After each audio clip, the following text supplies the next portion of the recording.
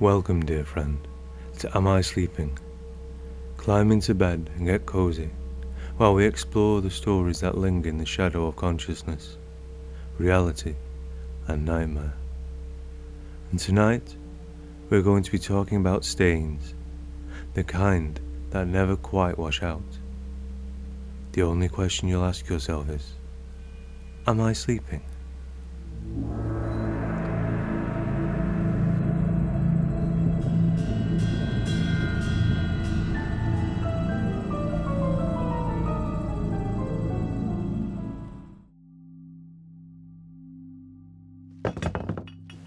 For Christ's sake! Eliza picked up the now empty bottle of orange juice that she had just knocked flying across the kitchen table. Can things just go right for once? She muttered through gritted teeth, while mopping up the juice with a red and white tea towel, scooping a newspaper and magazine off the table as well, and throwing them when she had finished into the sink. She collapsed into a high-backed wooden kitchen chair, which creaked as she folded around. Eliza shook her head. She was so fed up. 26 years old, an art school dropout with 3 months behind on her rent. Sure, she still had a mum, but Eliza, she'd rather live on the street than go back home and put up with her mum's told-you-so attitude. Eliza glanced down at the table. There was still part of a page from the newspaper stuck in place with the orange juice. She frowned slightly as she stared at the bold writing. It was an advertisement. Professional cleaner needed, discreet, detail-orientated, cash payment, no questions. She was now very interested. She leant forward to read what was left of the advert. The pay was triple the going rate. The hours were flexible, and the client anonymous. Just an address and a lockbox code, and instructions delivered by text message. At first, she paused at this. Something felt off about the advert, but she told herself money is money. As she typed the phone number into a mobile phone, Eliza was at the point of desperate that makes strange job offers seem like lifelines rather than red flags.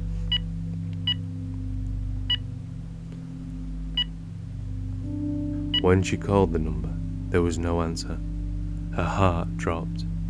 Her hopes of a new job came crashing back down to earth.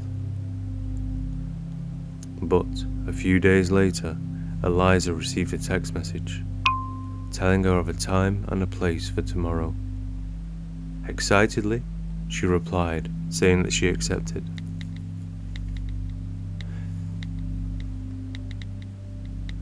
The next day, the first job seemed odd. A beautiful suburban home, silent and immaculate, except for one room, the basement. Narrow wooden stairs, concrete floor, industrial drain, and rust-coloured stains. Smaller ones leading to a larger one that took hours to remove. Eliza told herself it was wine, or paint, or anything but what it looked like. She had her headphones in while she worked.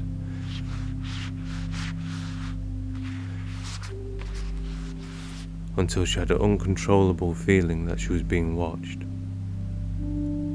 After that, she turned her music down and constantly glanced around the room.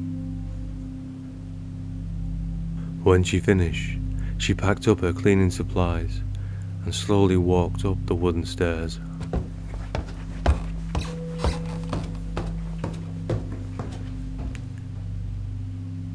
But now, she saw an envelope on the counter with her name on it. That wasn't there before.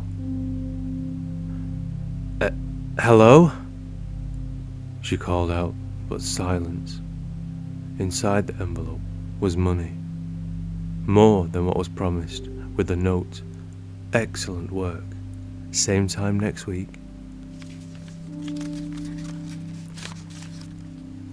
By the third job, Eliza had developed a system. Don't look at the walls too closely. Don't look at personal things like photographs. Don't examine the stains, and don't think about the smell. Just clean, just earn.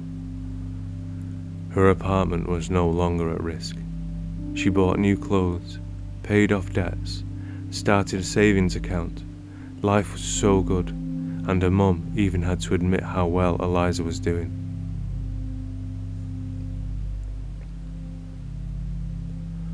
Over the weeks, the texts became more frequent.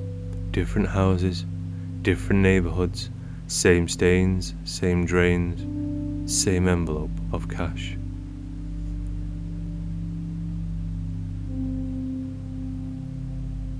It was her 17th job when something changed. The house was different. Older, remote. The basement door was locked. Eliza's phone buzzed to life. It almost made her jump out of her skin. A text came through. Additional supplies in the cabinet. Take what you need.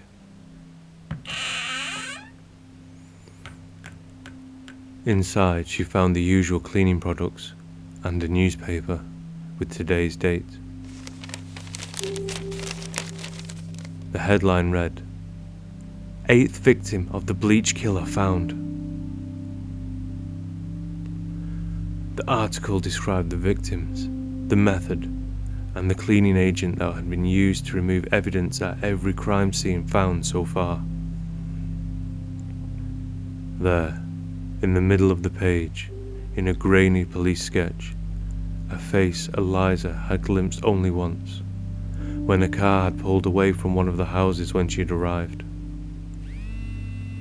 Her phone buzzed again. She almost fell over in shock.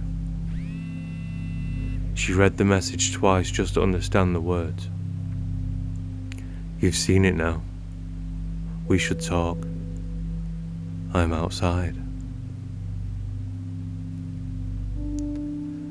Eliza had a choice. Run, call the police, or confront him.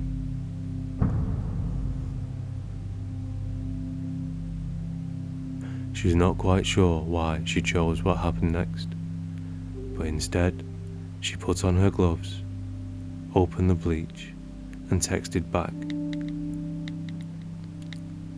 "The drain in this one is clogged. Need a better solution if you want this done right." The reply came back quickly. "Cabinet, bottom shelf, red container."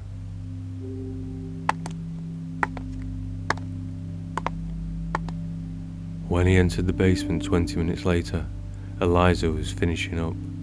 The floor gleamed, the drains flowed freely. "You're not afraid?" he said. Not a question, more of a statement. "I'm efficient," she replied, "and I have student loans." He studied her for a long moment. A thin smile crept across his lips. "This arrangement could be more permanent." Eliza looked at her handiwork, at the pristine floor, and what had been a horror show an hour before. "I'll need better supplies," she said, "and double the rate." He smiled and turned and left the house. Some people fall into darkness, others walk in willingly, eyes wide open. Eliza still cleans houses, still receives text messages with addresses and lock codes, and still finds envelopes of cash. But now she chooses the stains, and sometimes she goes with the client and finds herself standing over sleeping people, bleach in hand, wondering, am I the monster's keeper, or have I become the monster?